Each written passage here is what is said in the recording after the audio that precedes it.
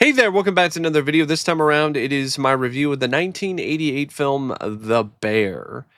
Now, before I get around to sharing my thoughts on this film, I want to give a special shout out to yet again Sean for requesting a review of this film. And if there's another film, TV show, or topic that you would like to see me discuss in the future, feel free to donate to either my PayPal or to my Patreon.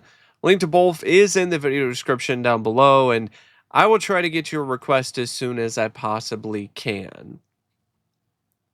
Now, The Bear is a film that is, for the most part, based upon a novel from the 1900s called The Grizzly King by James Oliver Curwood. And it's a film that was made in France, so it's a French film. But it wound up getting a US release in 1988 under the title The Bear. And it's directed by Jean-Jacques Annaud. And Jean's direction in this is astounding. This is a film that has absolutely breathtaking visuals. It's got sweeping shots of the scenery. It showcases nature at its most beautiful as well as its most brutal. And it's a movie that features a lot of animal intensity in terms of the way that Jean utilizes the camera with different wide shots and tight up close shots and different kinds of point of views that are really unique and interesting. Like there's a whole shot in this film where you see like a bunch of bullets on the ground and the camera is positioned upward and it's looking up at the moon that's in the sky, but it's as if it's like right there in the middle of all these bullets, and these bullets look like towers because of the way that the sequence was shot. And there's like a POV of a gun as it's being pointed up towards the sky. Like there's a lot of really unique and interesting camera angles in this movie. And there's a lot of shots of nature and the wilderness that honestly put a BBC nature documentary to shame at points. Like it is such a gorgeous film.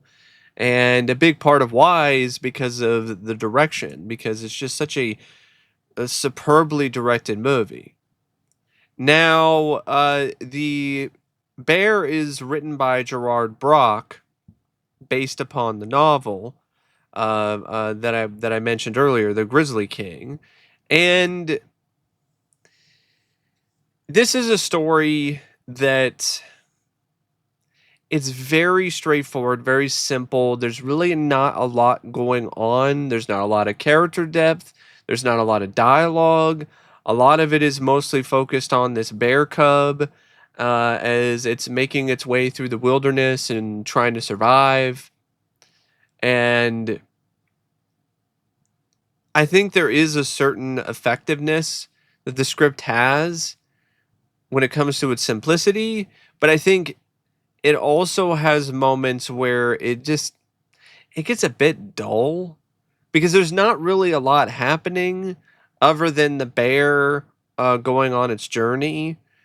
So it begins with this bear cub and its mom, and they're honestly looking for honey. They're digging into honeycomb hives and getting stung by bees, but they're getting their fill of honey, uh, and the mama bear does something when it comes to trying to dig for more honey that sadly causes a boulder to come loose, and it falls on the mama bear and kills it.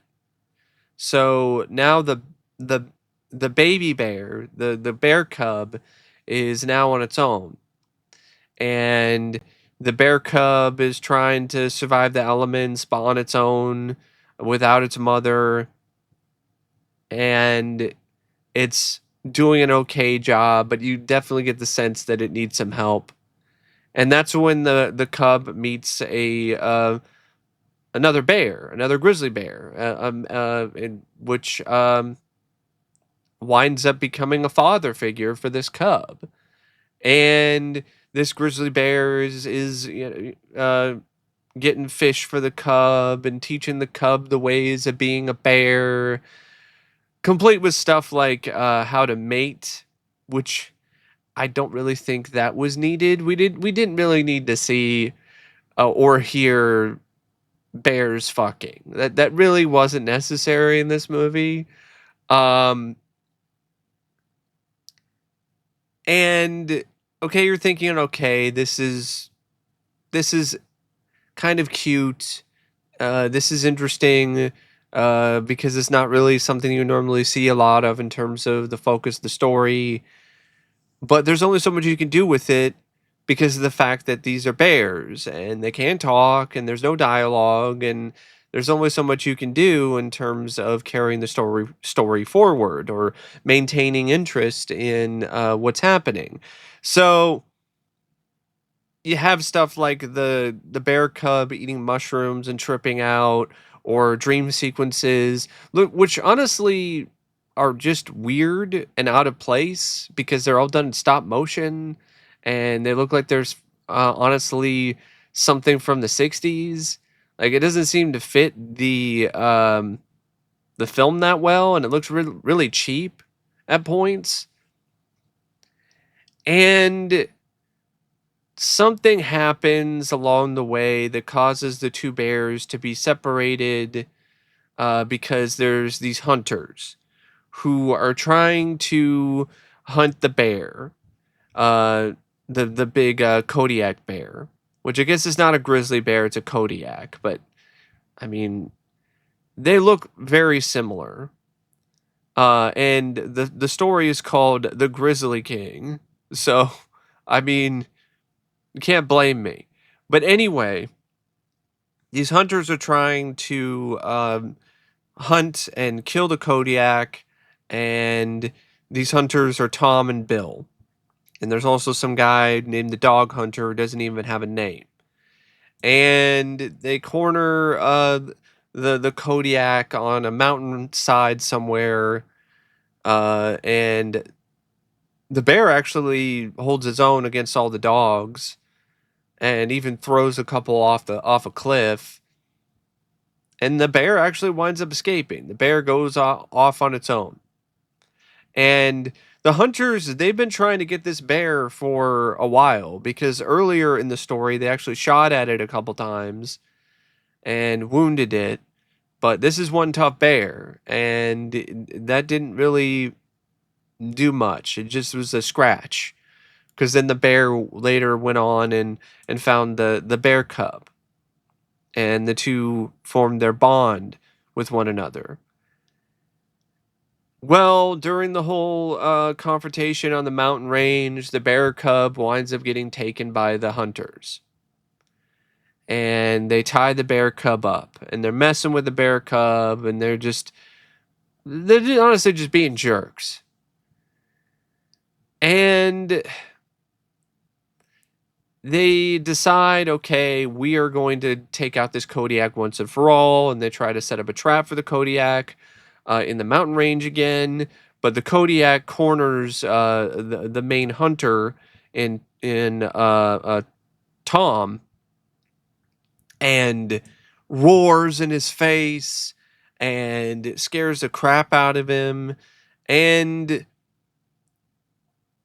you would think, okay, now the hunters are gonna really take it out on this bear now.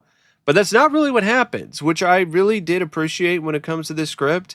It was very unexpected in terms of how things ultimately culminated and ended. Where, no, the hunter, he's like, you know what? You've made your point, and I'm in the wrong here. You should live. You should carry on. This is your turf. You know, this is your environment. I'm invading it. I'm trying to take control. It's not my place. And he earns a certain amount of respect for the Kodiak. And he has an opportunity to shoot it while it's walking away, but he puts his rifle down. And then the other hunter has an opportunity to shoot the bear, and uh, Tom takes Bill's gun and puts it down. And they both have this moment where they share a sense of awe and respect and appreciation for the bear, and let the bear go on its own way. And then they let the bear cub loose that they tied up at their camp. And the bear cub winds up running into, I think it's a cougar. Yeah, it runs into a cougar near a stream, and it looks like the bear cub is a goner, but the bear cub winds up defending itself and standing up for itself and roaring at the cougar. The cougar backs away, and you find out the reason why the cougar backed away, though, is because the Kodiak bear is behind the cub, and it's on its hind legs, and it's roaring, and the end of the story is the Kodiak and the cub going into a cave and hibernating together. And that's the end of the story and the end of the movie. So it's really not that much in terms of a plot. But the visuals are so just vivid and remarkable and stunning that it's still fairly compelling, despite the fact that there's really not much going on. There's really not much of a plot to speak of, other than this bear cub trying to survive without its mom, and then finding a friendship and a father figure in this Kodiak bear, and the stuff with the hunters and their whole connection with everything. But there's really not any depth to the hunters. There's no reason to really care whether or not they live or whether or not they die, except you get to see that they're not necessarily what you might think by the end of the story, because they're not just ruthless, evil hunters who just want to kill all the animals and skin them or sell the carcasses to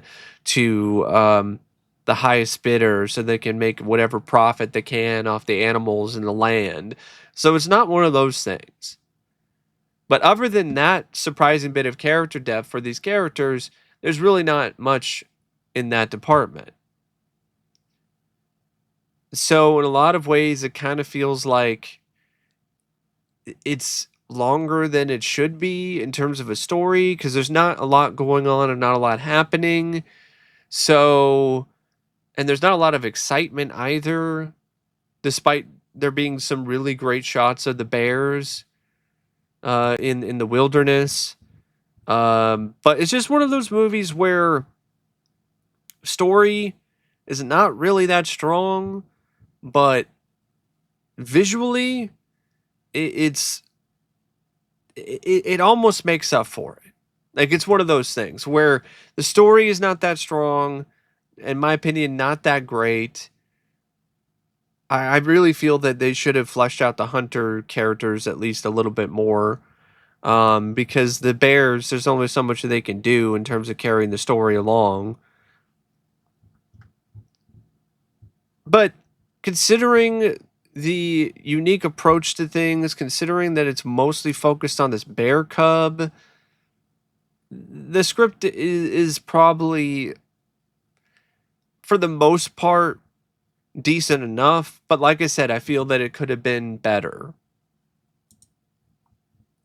Now, the performances by the cast, I mean, there's not really a whole lot to say. I mean, there's Tchéky Karyo who plays Tom and Jack Wallace who played Bill.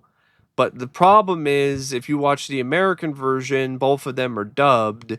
So you don't really get like an authentic performance from either of them because they're clearly dubbed. So I think the French version has their original uh, dialogue, from the actors themselves, and it's not dubbed. But I didn't have that version, so I just watched the American cut, which is the only version that I have. So the performances by the human actors, they were decent enough, despite the fact that they really didn't have that much to do and really didn't have a whole lot in terms of character development or dialogue.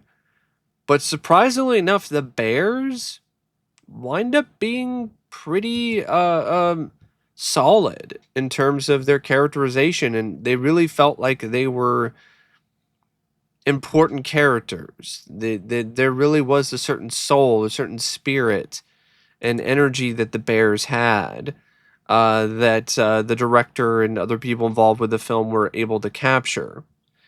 And it really is a testament to the trainers, the people who were training Youk the Bear, who plays the bear cub, and Bart the Bear, who plays the Kodiak. And by the way, Bart the Bear is the same bear that was in The Great Outdoors with John Candy. And he's also been in other stuff too. Bart the Bear is a very famous, popular, well known bear for a long time. And this is a good starring role for him, and as well for Youk. Now, the film also features some simply just splendid and spectacular cinematography by Philippe Rousselot. Like, this film is just lit and just set up to absolute perfection, utilizing the natural light of the setting in a way that is it is honestly amazing, as well as adding other types of lighting to the scenes, some more artificial stuff. But it doesn't really seem like there's a lot of artificial lighting. Like, a lot of it is just moonlight, firelight, um, the light from the sun when it comes to the sequences that were shot during the day, and just the way the animals were filmed.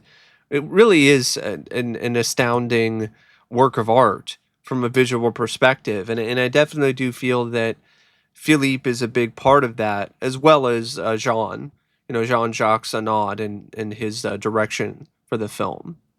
Now, it also features some editing by Noel Boasson, and I think for the most part, it's an excellent film when it comes to its editing. Like, this is a movie that features some really tight cuts, and really has to do some heavy lifting in terms of trying to make these bears who don't really say anything, don't have any dialogue, they don't speak, and try to make their journey and their adventures into something that is visually captivating and interesting. And I definitely feel the editing accomplishes that. And it matches tonally very well with the cinematography and the director's overall vision. The music by Philippe Sardé is also something that I feel is really solid when it comes to this film. The music is very classically infused and inspired. So a lot of the music sounds like something you might hear from Mozart or some of these other composers from years past. But it's an approach that really does work in this film's favor, because it's a movie that has this almost old-fashioned way of telling its story anyway, and it's also taking place in the 1880s, so it makes sense that it has a musical score that accompanies it that is more classic, and it really does sound like something from the days of yesteryear. and doesn't really sound like anything that's contemporary or modern. And it still carries a certain amount of emotion behind it and fits the film very well. And it has its own beauty at points when it comes to the composition of the score by Philippe Sardé. Now, the movie's like 94 minutes, and to be honest, it kind of does have some moments where it drags a little bit. Because, like I said, there's not a lot happening sometimes. There's really moments in it that just feel like they're there strictly to pad the runtime at points, especially a lot of the stuff with the hunters, because it doesn't really seem like there's a whole lot for them to do or a whole lot that they're doing most of the time. Um, but it's still not a poorly paced movie. Despite how slow it can be at points, I still feel that it had some moments of proper and effective pacing. And overall, I don't find it to be too dull and boring, but it has enough dull moments that it's definitely not a film that I would say is a movie that I would watch over and over again, or I would really decide to watch again in the near future. Because there's enough moments where it kind of sags and kind of gets a little droopy, so to speak. Now, all of that being said, I do like the film. And I would honestly recommend it if you want to see something a little bit different in terms of the overall structure of a movie, because it's not really focusing on human characters, it's focusing more on these animals. It's focusing more on the bear cub and its new father figure in the Kodiak. So I think that perspective definitely does make it stand out from a lot of other films of this nature. So I think that is definitely worth a watch just to see how they handle it. And for the visuals, this film is just an absolute work of art. It's a wonder. It really is. And I know I have repeated that at least once or twice, maybe more than that throughout this video, but I think that really is one of the best ways to describe The Bear. It's a cinematic work of art, and like with any work of art, there are things that work about it and there's things that don't, but it has a certain pull to it. It has a certain way that it captivates you. And it does that by captivating your eye with its dazzling and dynamic and stunning visuals. So that's just my thoughts on The Bear. And until next time, I'll see you later. See ya.